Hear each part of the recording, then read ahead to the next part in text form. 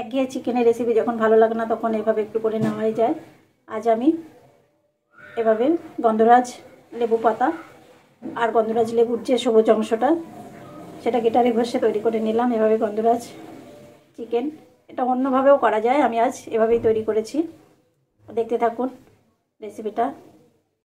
নুন, হলুদ, অল্প লেবুর রস আর তেল দিয়ে একটু চিকেনটা আগে থেকে ম্যারিনেট করে নিয়েছি। তারপর কড়াইয়ে তেল দিয়ে গোটা গরম মশলা ফোড়ন দিয়ে আলু পেঁয়াজ ভেজে নিয়েছি। এই অংশটা কোনো কারণে স্কিপ করে গেছে তাই দেখাতে পারিনি।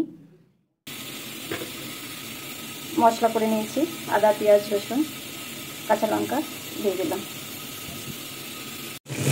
টমেটো, আদা পেঁয়াজ রসুন কাঁচা লঙ্কা দিয়ে পেস্টটা তৈরি করে নিয়েছি। এরপরে একটু কসুরি মেথি দিলাম, হলুদ দিলাম, লাল লঙ্কার গুঁড়ো, জিরে, ধনিয়া, সামান্য একটু চিনি দিলাম এতে করে রঙটা ভালো হয়। এরপর মশলাটা কষিয়ে নিচ্ছি।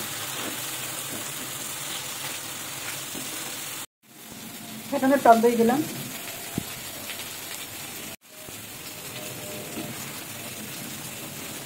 এবার কষিয়ে নিয়ে মাংসটা দিয়ে দেবো। চিকেনটা দিয়ে দিচ্ছি।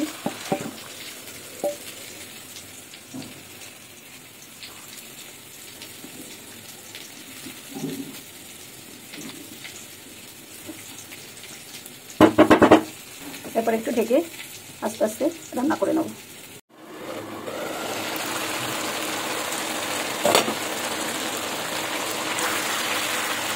এরপর কিছুক্ষণ কষিয়ে এখানে তারপর আলুটা দিয়ে দেবো আর গরম ঝোলের জন্য গরম জল দিয়ে দেবো।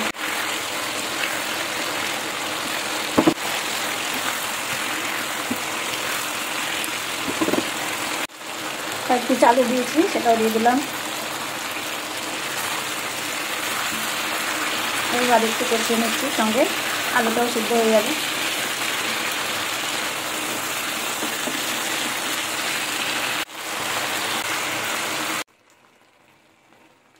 মাংসটা কষিয়ে নিলাম এভাবে, আর মাংসটাও সিদ্ধ হয়ে গেছে। এরপর আমি ভাজা পেঁয়াজটা সেটাও দিয়ে দিলাম।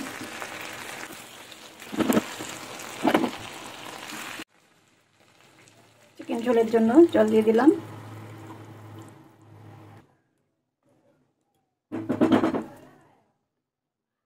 এরপর কিছুক্ষণ ঢেকে রেখে রান্না করে নেব।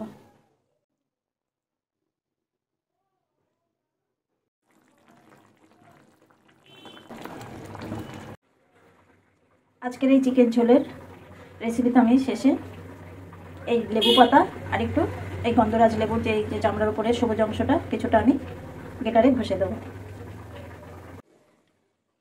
এই গন্ধরাজ লেবুটা একটু গেটারে ঘষে নিলাম, এভাবে সবুজ অংশটা নিয়ে নিয়েছি।